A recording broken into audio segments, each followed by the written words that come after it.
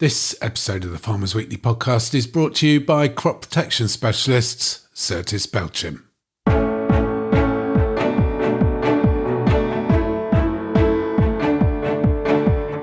The risks, well, if you're going into store, there's obviously hot grain, wet, damp grain, mould, contaminant issues that could escalate, and you don't actually know how much water to apply to get up to the moisture that you need.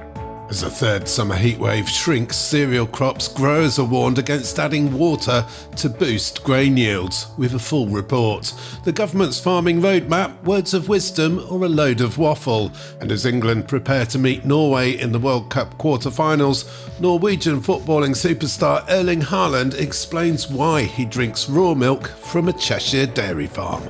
Welcome to the Farmers Weekly podcast. I'm Johan Tasker. I'm Louise MP. And I'm Hugh Brew. And it's straight to our top story. Hot weather with temperatures well into the mid-30s again this week continues to pose huge challenges for harvest, with shrivelled grain and variable yields on many farms. It's too hot to harvest in some places, with combines restricted to early morning or late into the night. Now, growers are being advised to avoid the temptation to try and put things right by adding moisture to harvested crops going into store, a process known as grain washing. Amy Caitlin from the Cereals and Oilseeds team at the Agriculture and Horticulture Development Board. The topic of conversation has come up a lot amongst the team over the last few days as we've been out and about, but I think it's not something that, as an organisation we've done any in-depth research into, and therefore from a guidance perspective we'd always just say stick to what's in our grain storage guide, which is a publication available on our website. And Amy, just explain the risks of grain washing.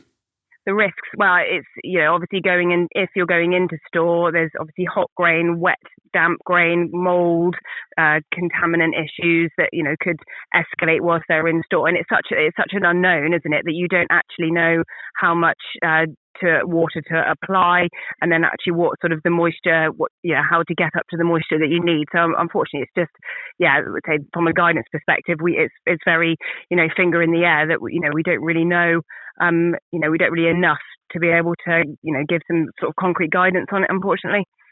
And it is extremely hot out there, a record-breaking third heatwave this summer. What else are you seeing out in the field? What are your farmers telling you? So at the moment, I'm actually stood in a field of winter barley at the moment, which is being combined. So it's quite variable. You say sort of yields on the low side. I think straw as well is obviously being affected from that perspective. Oilseed rape, I know people have struggled, particularly as we've just discussed with moisture. And obviously quite a lot of green stems as well still in the crops. And there's been some conversations around pros and cons of having sprayed it off or not, because I think in some cases the crops have gone off quite quickly, and therefore perhaps haven't got the benefit from that glyphosate application. But on the positive side, I have heard some from my colleague in the East Midlands that some of the wheats that were coming in through a lab, somebody that she knows that actually some of the proteins have been quite good. So that's something else. So I say barley's is looking a bit variable, but there is a positive that perhaps some of the wheats that are coming through, that protein's looking okay.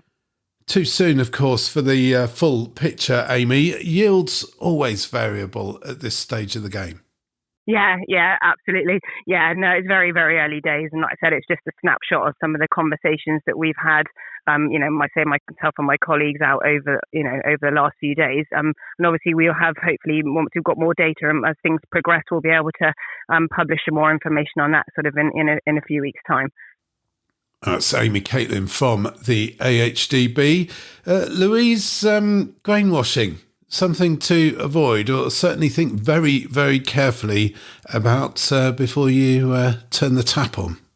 Yeah, I think you've got to be very careful, haven't you, with doing something like this, because really the technique is a little bit, I suppose, rough and ready.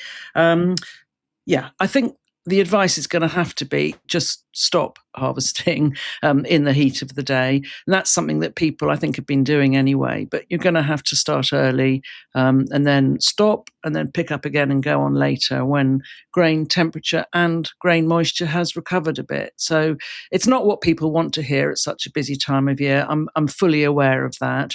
The temptation is always to crack on while you've got good weather conditions. But I think, taking it in at the very, very low moisture and then trying to correct it in this way is probably not the best course of action. I remember adding moisture to grain as a sandwich student 30 years ago, really dry harvest of 1995. And I rigged up a super cool system with some old sprayer nozzles. Obviously, they were meticulously clean. And a hose pipe and a 250 tonne an hour U-trough screw auger conveyor.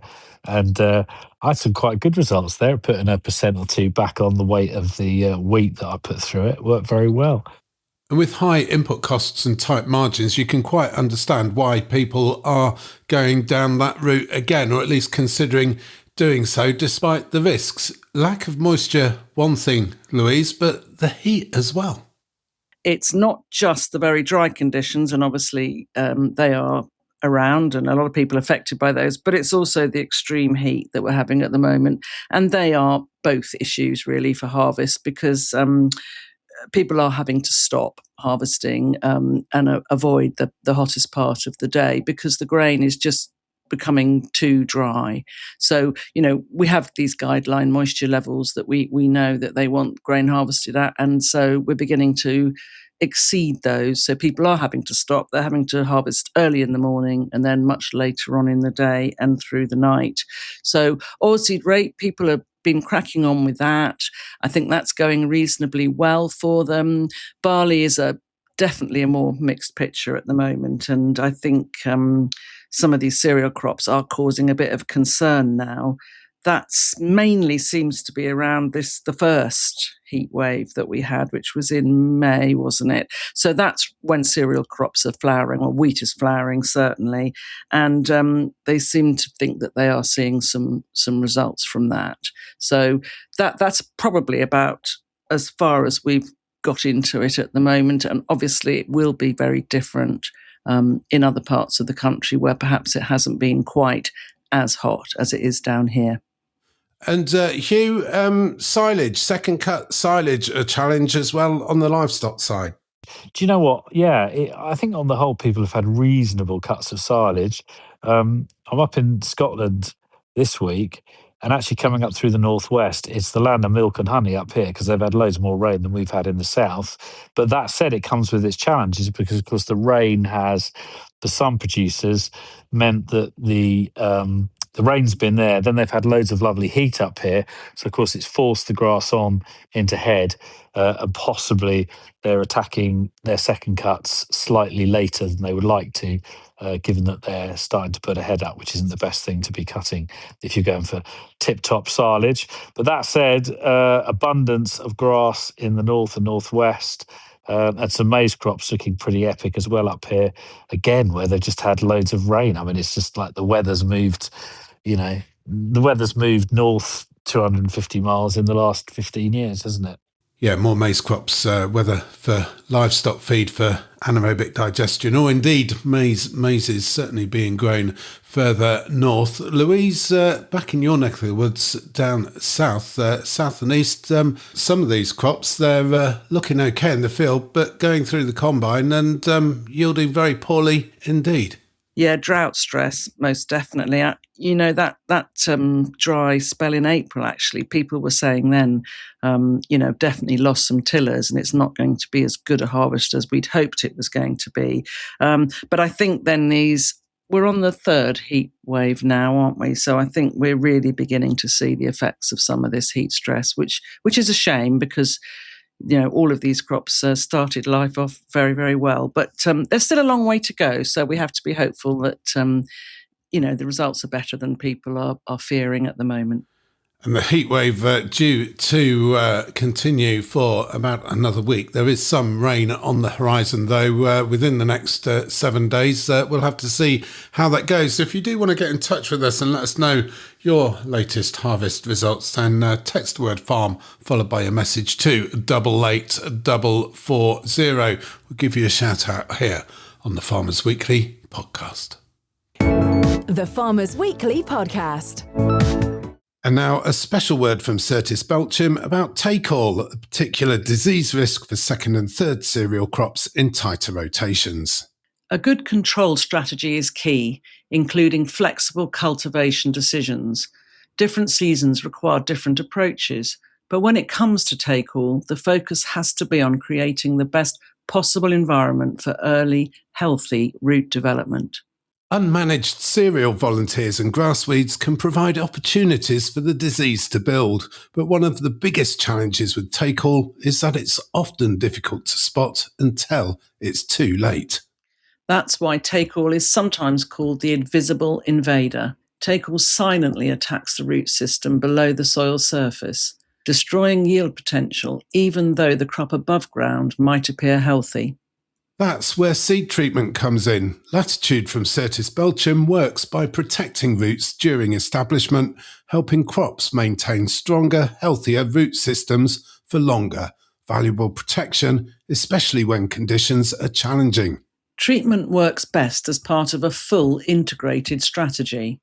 So match latitude with cultural controls, managing cereal volunteers, controlling grass weeds, and reducing soil compaction can all reduce take-all pressure.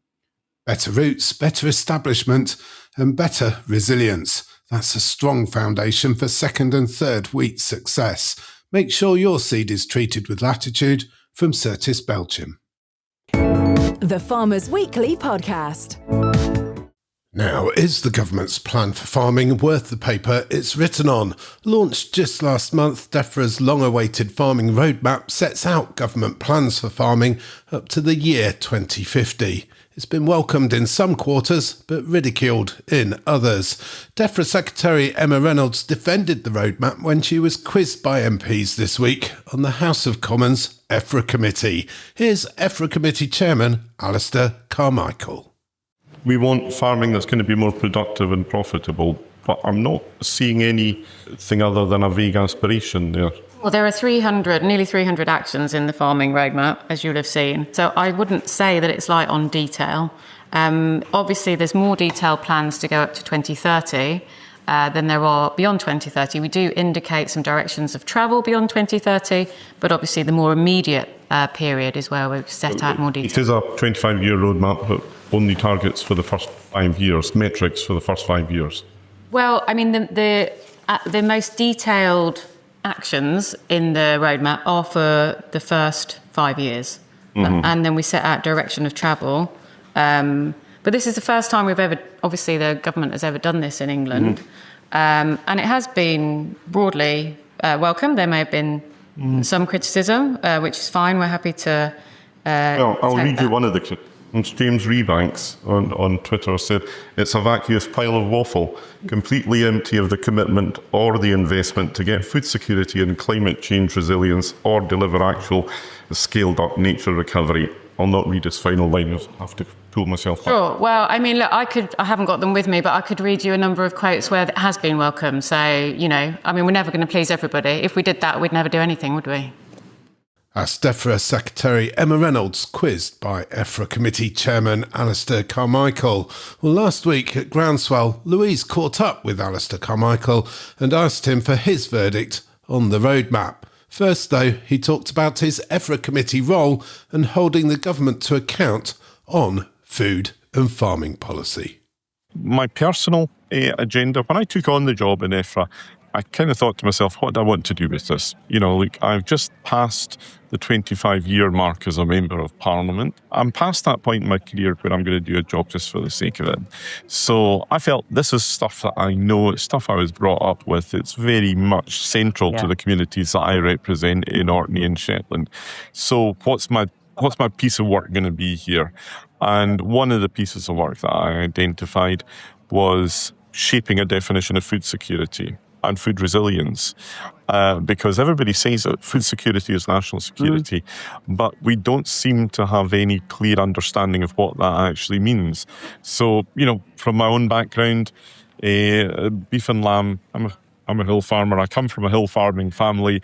But I look at the history in the last 10 years, and you've seen a 15% reduction in livestock numbers over 10 years. We risk losing critical mass in that industry. And with the critical mass go the abattoirs. You've seen already the small abattoirs closing hand over fist, but the big ones too. Scott Beef gone in Inverurie. So if we just let that drift continue, because we don't have that vision, then we will end up in a place where we are genuinely not food secure. So I think we need to get the policy right and then stick with it. I don't think we've done either in recent years. Get that all right, and we could, you can turn this ship around very easily. Any particular thoughts on the farming roadmap? Good that we've got one. The sensible way to do it would be to have the strategy first and then the tactics. We've had the tactics, ELMS, SFI, without a strategy. And now we're trying to fit a strategy around the tactics.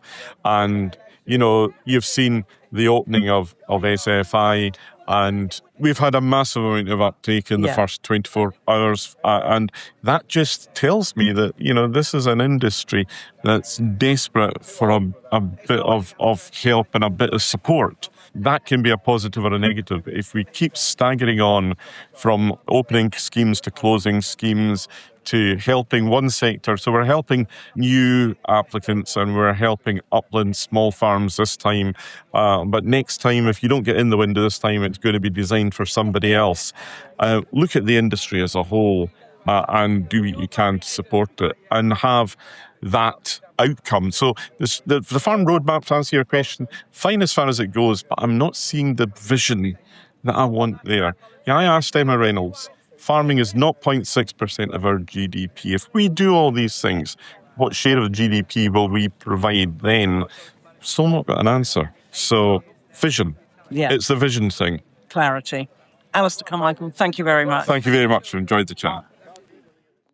That's Alistair Carmichael talking to Louise at last week's Groundswell event. And before that, the exchange between Alistair Carmichael and Defra Secretary Emma Reynolds. Hugh, you heard that audio, the farming roadmap, words of wisdom or a load of waffle? I think it's a lot of words, isn't it? And I think, as we said before, the criticism it's getting, and I get that, is that it's lots of ideas and direction, but it's very light on detail. And obviously there's nothing in there about any spending commitments or funding or anything like that, which is pretty key to achieving a lot of the stuff that's in there. So whilst it is wordy and it's aspiration as opposed to direction, at least, as I said, we said before when we discussed it, look, this is more of a plan than anyone else has bothered to try and push out the door in the last 5-10 years, or certainly since 2016. So you've got to give it some credit, but I suppose what's really missing is the really hard detail and the delivery detail. And of course, as far as you can predict, obviously, given these uncertain times and the way that the government funding cycle works, is delivering on budget. So you can actually see what is deliverable and what isn't. And at the moment, that detail is missing. Aspirations are all there, but not much in terms of hard detail of how they're actually going to get up the hill. We are, of course, going to see within the next couple of weeks a change in government, possibly a new cabinet, some musical chairs at Defra. We keep talking about the need for a plan. Do you think, as an industry, we really need to move beyond that and actually crack on and get on with our businesses? And I know a lot of people are doing exactly that, rather than keep talking about the need for a plan before we invest in farming. In terms of standalone businesses, as I keep saying, you've got a budget for nothing, and anything that comes in is a surprise, because you can't lock in. You can't say, we're going to get this for the next 5 years. Certainly not in England. Slightly different in Wales, Scotland, Northern Ireland, but certainly in England, you can't bank on anything.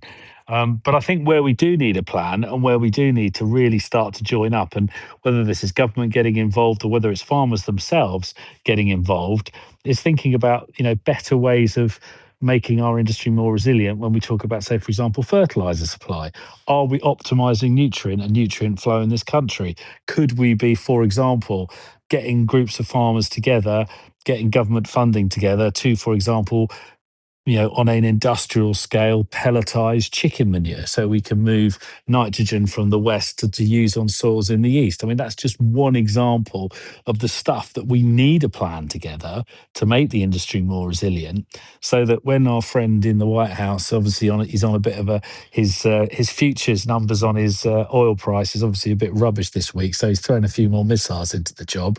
When all that upset happens, we're not getting smashed on the head every time there's a spike in fertilizer prices, and it's utterly wrecking margins and wrecking any business planning. So there is a need for a plan at all levels, whether it's around self-sufficiency, how much we produce it, how we do things resiliently. But there are lots of aspects to that resilience plan.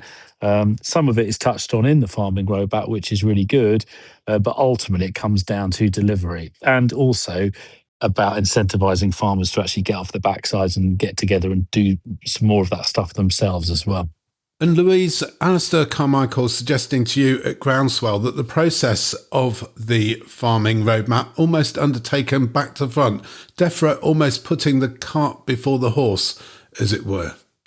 Yes, he did say that, and I actually think that I really do have to agree with him on that, because I think, as we've said before about the farming roadmap, most farms started to change what they were doing and the way they were running their business about 6 years ago, didn't they? So all of a sudden, this map comes along because Alistair rightly pointed out that the tactics were already introduced. So, schemes like the SFI and landscape recovery were introduced a while ago. So then you're suddenly having to slot those into the plan rather than the other way round. So I do agree with him. I think the other point, of course, is that what the farming industry needs more than anything else is a period of stability.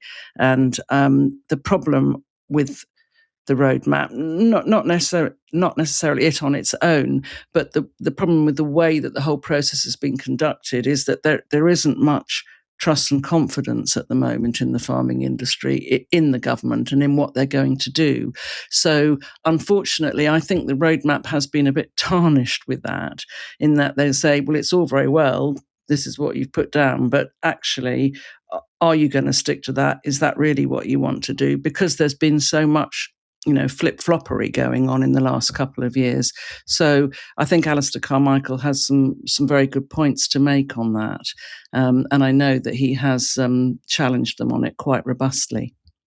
Alistair Carmichael, of course, the current NFU Farmers Weekly Farm Champion of the Year for his contribution over many years to UK agriculture, and in particular the way that he holds the government to account on farming policy. I was struck, Louise, in the interview by the way that he said he's at the stage of his life where he's doing this job not because he needs a job, not because he has to do it, but because he's still actively wants to very much make a difference when it comes to food and farming.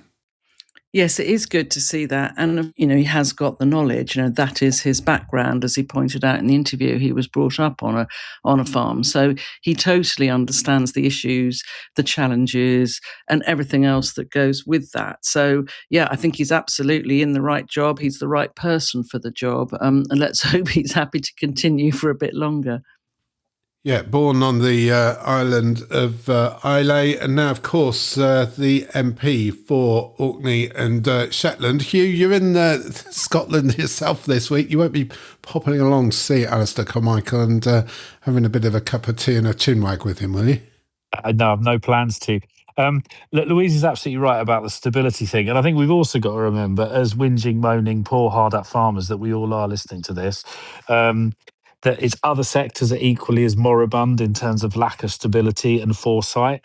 And I think the one thing that this new administration, as it comes to life through the course of this next month, they've absolutely got to embrace the whole business thing. They've got to start talking in pro-business investment language. They have got to start thinking and reaching out to business to find out what it is that every sector needs to make it tick and to make it work harder and more profitably. Because at the moment, as the last 24 months, we've just had business policy set by 24-year-old. No, not there's anything wrong with being 24, and I wish I was still 24. But it's seemingly that the policies coming out of 24-year-old spads who haven't got a Scooby about how to run a business, or they've got one or two token business people involved in the discussion. You look at the employability issues, you look at the barriers to trade. We talk about barriers to trade in terms of export, dealing with other parts of the world. Well, geez, there's enough barriers to trade just trading your own business within the UK context at the moment. And I think what would really help above everything is the change in language. Just a change in language, pro-investment, pro-growth, pro-jobs, pro-making a profit. Profit isn't a bad thing. It's what pays people. It's what delivers the wage rises that the unions want and stuff like that. So there's a lot of opportunity there. It's really tough for all sectors, not just farming at the moment, but a change in that language will go a long, long way to revitalising some hope and some investment hope and really start to see things moving forward. The Farmers Weekly Podcast. The Farmers Weekly Podcast. You're listening to the Farmers Weekly Podcast. Welcome along wherever you're listening to us from. You can email us podcast@fwi.co.uk. And if you're in the UK itself, you can message us by texting the word farm, followed by a message to 88440. Hugh, you're in Scotland this week. You up there for anything good? I'm just up here for a few days visiting friends. Came into Scotland via Cumbria, and as I said earlier, it's wonderfully green, and they've had lots of rain up here, and everything looks absolutely fantastic compared to the arid, dry south where everything is somewhat heat stressed. Certainly up here, it's pretty good actually. I say the grass looks good. The stock looks amazing as ever.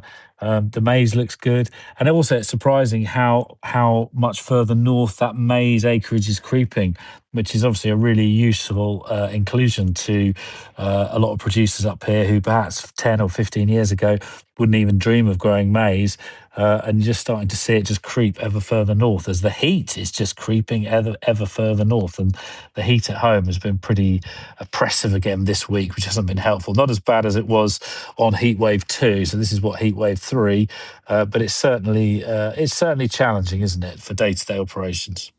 We've just been talking about the farming roadmap for England, Hugh. Many of our listeners, we know, feel that agriculture and farming in England succeeds despite government policy rather than being enabled and empowered by government policy, a policy coming out of the Treasury and out of Defra. How are you finding the sentiment of Scottish farmers towards the Scottish government?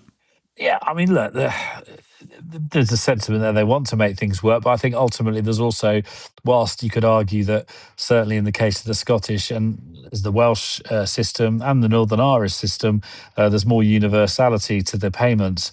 So they're certainly better off than the English farmers in terms of their access to payments. But I think there's also, for the realistic people, when you speak to them up here, there is definitely a realisation that where will those budgets be in 5 or 10 years' time, particularly if Westminster and England takes the lead. Whilst it's a devolved matter, there's probably a worry that, if Westminster goes or if the devolves follow more the sort of conditional payments, a bit like SFI, that will put those payments under pressure. But that said, I think on the whole, people are, reasonably pleased. I mean, certainly we speak to sheep farmers in Cumbria, they're doing pretty well at the moment, despite all that's going on. The job stacks up pretty well. The beef job obviously is pushed back a bit, but it's still okay compared to what it was, say, 2 or 3 years ago. So I think on the whole, everyone's pushing forward. obviously uncertainty about how the funding will shape up and how those policies will evolve over time. But that's just going to be a given now, isn't it? Given we're no longer part of Europe, given that we're all on short-term and make it up as you go along domestic ag policy, that's just part of life. It's just, you just got to take that one and just manoeuvre the best way you can around it. And Louise, while Hugh has been travelling the length and breadth of Britain, you've been staying at home after getting your steps in at the Groundswell event last week. What was it like? Yeah, I have spent a lot of this week at home. Some of that is unintentional. I did have some visits in my diary, but of course, harvest has come along, and for many people, it's come along at least 2 weeks earlier than they expected. So I've had a fluid diary this week. It's had to change. I fully understand that. This is the most important time of the year for a lot of my arable farms that I visit. So I've just got to leave them to get on with it. Yeah, otherwise, I think really thoughts are turning to what's going to happen when they do get harvest out of the way and the whole thing starts again and we have another cropping year. Yeah, crops sold off the back of the combine, as it were, will, of course, ease cash flow pressures on many arable growers and influence attitudes towards autumn drilling. The commodity markets this week, Hugh, what are they telling us? Thank you very much, Johan. The finished deadweight this week, 598.2. That's actually gained another penny on the week, so just edging ever so slowly up. The live weight beef price, 343.6. That's also edged up about a penny on the week. Sheep prices coming back as you'd expect this time of year as volume starts to come through those new season lambs. The SQQ deadweight this week back about 39p, actually, 830.5. The live weight, 384. That's come back quite a chunk from last week when it was at 423.8. So we're really starting to see some volume coming through those lamb rings at the moment. The pig price, 178.73. That has actually gained a penny on the week, so some good news there. And arable prices, not particularly good, actually. If anything, we're starting to see some new season volume creep into the pricing, or certainly some thoughts as to what volume might be available. Feed wheat, 170.5. So that's dropped about £1.50 on the week. Milling wheat's dropped around about £6 on the week, 187.50 it spots at. Feed barley, 144.80. That's dropped nearly £1 on the week. Oilseed rape, that's actually gained about £10 or £9, 424.80. Feed peas, 203.90. Those have gained £1.90 on the week. Feed beans, 218.40. They've dropped back £6 on the week. Diesel price, probably because of all the crazy shenanigans going on again in the Gulf area. We've seen some value added there, I'm afraid. So it's gone up about £1.40 on the week. So the spot price on the Wednesday morning ring round this week, 81.48 pence per litre. The Farmers Weekly Podcast. The Farmers Weekly Podcast. And finally, when England play Norway in the quarterfinals of the World Cup this weekend, at least one Norwegian player will be doing so fuelled by British farmers. 6'5" Viking lookalike and Norwegian forward Erling Haaland buys raw milk from Cheshire farmers Helen and Steve Southworth. Milk, steak and honey from Helen and Steve's microdairy farm are good for his health and fitness, he says. Here is Erling Haaland at Green Oaks Farm on a visit he shared with his 2.5 million Instagram followers. Have you got milk? Of course I've got milk. Yeah, good. And do you know what else? We've got beef, we've got tomahawks. No, look at that. So how many can I get? Because we need to be fair with the others. Well, I have to say the tomahawks probably are a harder sell because they're a little bit more expensive, obviously. Okay, I'll take them 3 then. I like fatty steaks the most. Ribeye, tomahawk, obviously. One of my favourite is short ribs. Do the milk. You need a little bit of this in milk, superfood as well. It's good for us, it's good for our stomach, it's good for our skin, good for our bones and muscles. That's why I drink it. Do you want honey home? 1, 2, 3. You want honey as well? And 4 honey. I have it at home. You've got it at home, see? Yeah, so 4 honey. Yep. I'm super happy. Excellent. I expected only milk and we went out with a lot of steak, milk and honey. Perfect. That's Norwegian footballer and World Cup superstar Erling Haaland buying raw milk, beef and honey from Cheshire farmer Helen Southworth. Louise, Hugh, a surge of interest in raw milk since Erling Haaland filmed that visit to Green Oaks Farm last autumn and posted it on social media. Now, we did ask, but Helen and Steve saying they're not doing any media interviews at the moment to protect the privacy of somebody who is now one of their most famous customers, a global superstar. Good, though, for sales of raw milk. Yeah, really good. I mean, we know, don't we? This is the best farm produce that we produce in this country. So it's really good to see him taking advantage of a local farm, being able to get what he needs there. He's obviously helping the cash flow quite a bit when you see the amount of meat and everything that he eats in a day. But great. I'm really glad that they can supply him. He's happy to do it. Fantastic. Happy days. And surely with that Viking vote of confidence in British farm produce, Louise, you'll be following the quarter-final match between England and Norway with interest, will you?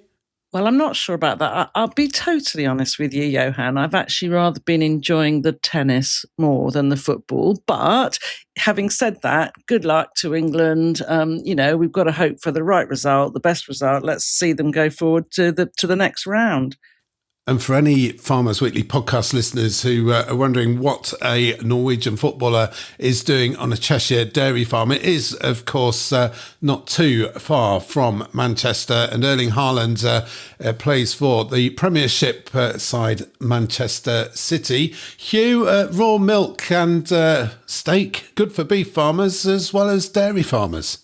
Yeah, that's really good news, isn't it? Having sort of a figurehead like that blatantly says this is what I do, it can only be good things for the sales of those commodities and those products. So it's really fantastic, really, that you've got this person behind it, and we're seeing that anyway, aren't we? In the demand for effectively what is unadulterated product, be that raw milk or meat in the form of protein, unadulterated protein.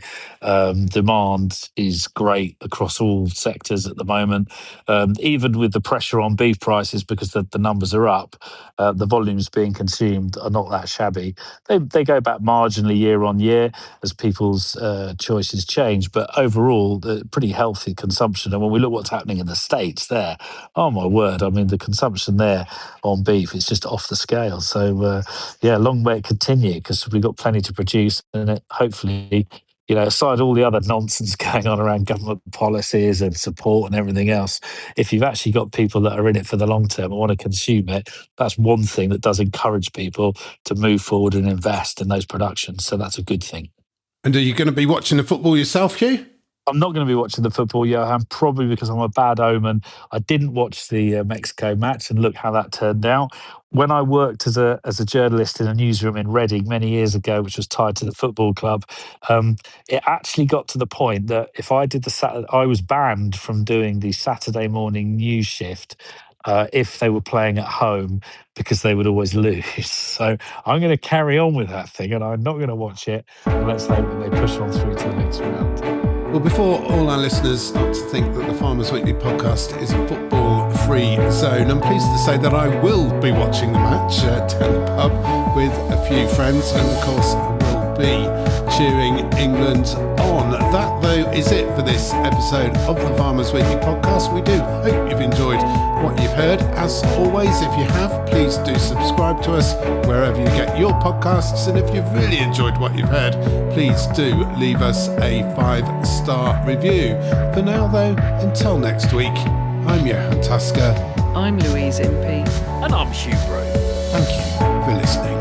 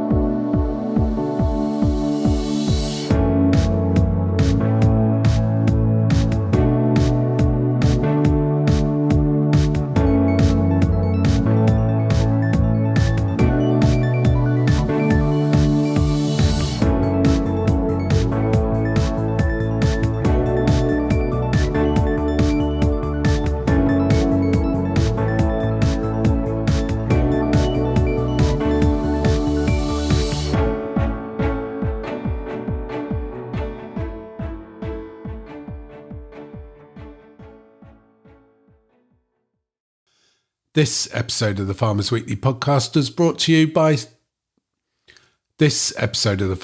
podcast was brought to you by crop protection specialists Certis Belchim.